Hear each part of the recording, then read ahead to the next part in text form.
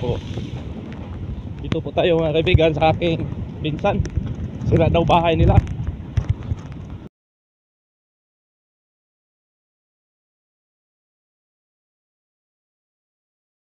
Kasi mga sira ang mga bahay mga kaibigan. Ayan.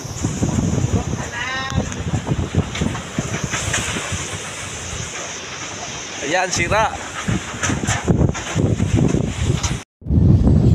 Mga kaibigan, dito po tayo sa seaside, sa may kalsada ng reclamation area dito sa Maasin City, kung saan malaki pong mga alon mga kaibigan, at pag dumaan ka dito talagang mababasa yung motorsiklo, yung sasakyan. Kaya dapat mag-ingat dito mga kaibigan.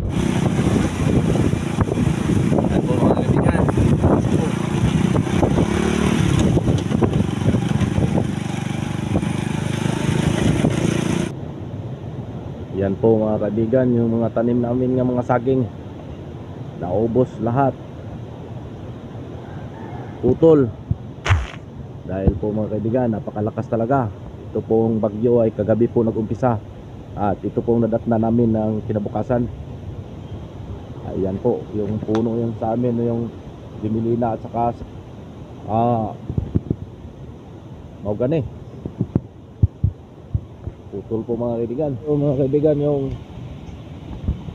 yung flood control dito sa Maasin, mabuti na lang hindi po umapaw, dahil po napaka taas po yung flood control dito. Ayan po yung tulay namin mga kaibigan. Bago katatapos lang to ng isang taon. Ayan.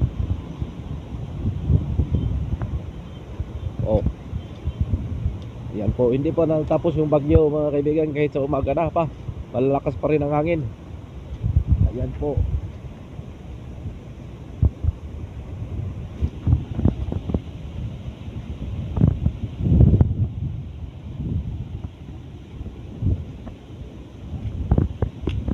Tayo mga kaibigan sa gilid ng lugar namin dito sa pangalawang daanan ng Maasin Southern Leyte. Napakalakas pa rin. Ito po yung mga kaibigan, yung gilid ng aming dagat. Kung wala pa itong Jackstone, siguro sira yung mga bahay doon. Ito po man yung protector ng napakalaking alon mga kaibigan. Ito pong tulay namin mga kaibigan dito sa Mambahaw, Maasin Southern Leyte. Mambahaw, Maasin City. Ayan. Yung flood control muntik nang maapaw.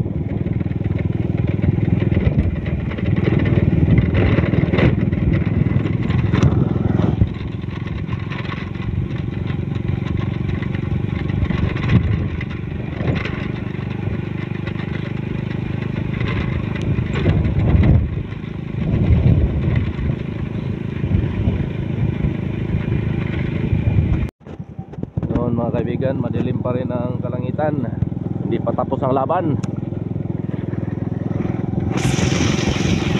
Ikot-ikot lang tayo dito mga kaibigan, naghahanap tayo ng bikiri, walang open.